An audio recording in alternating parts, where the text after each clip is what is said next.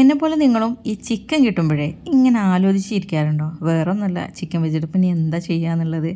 അതായത് എന്നും ഒരേ ടൈപ്പ് തന്നെ ചെയ്യാതെ വെറൈറ്റി ഒക്കെ പിടിക്കാൻ വേണ്ടിയിട്ടേ അങ്ങനെ ഒരു ഐറ്റം ആണ് കേട്ടോ ഇന്ന് നമ്മൾ ചെയ്യുന്നത്. ചിക്കൻ്റെ വിങ്സാണ് ഞാൻ എടുത്തേക്കുന്നത്. അതിലേക്ക് ഇഞ്ചി വെളുത്തുള്ളി പേസ്റ്റ് 1/2 ടീസ്പൂൺ, ഓയിസ്റ്റർ സോസ് 1 ടീസ്പൂണും കുരുമുളക് പൊടിയും ഉപ്പും ചേർത്ത് പുരട്ടി മാറ്റി വയ്ക്കാം 1 മണിക്കൂർ കേട്ടോ.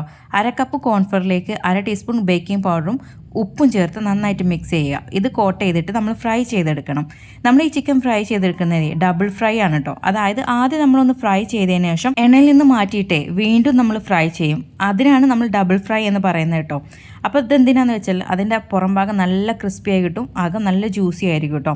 അപ്പോൾ അങ്ങനെ ഞാൻ ഡബിൾ ഫ്രൈ ചെയ്തെടുത്ത ചിക്കനാണ്. എണ്ണയിലേക്ക് 1/2 ടേബിൾ സ്പൂൺ വെളുത്തുള്ളി, 1 കപ്പ് സവാള, പിന്നെ റെഡ് ചില്ലി ചേർത്ത് കൊടുത്തിട്ടുണ്ട്. പിന്നെ ടൊമാറ്റോ സോസ്, ഓയസ്റ്റർ സോസ്, അതുപോലെ തന്നെ ഡാർക്ക് സോയ സോസും ചേർത്ത് കൊടുത്തിട്ടുണ്ട്. ഇതിലേക്ക് 1/2 ടേബിൾ സ്പൂണോളം റെഡ് ചില്ലി ഫ്ലേക്സ് ചേർത്ത് കൊടുക്കുക. ഫ്രൈ ചെയ്ത ചിക്കനും ഇതിലേക്ക് ഇട്ട് കൊടുക്കുക കേട്ടോ.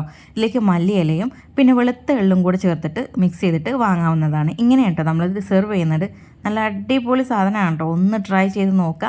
ഇഷ്ടപ്പെട്ടാലേ ഷെയർ ചെയ്യാനും കൂടെ മറക്കരുത് കേട്ടോ. അപ്പോൾ എല്ലാവർക്കും താങ്ക്സ് ഫോർ വാച്ചിങ്.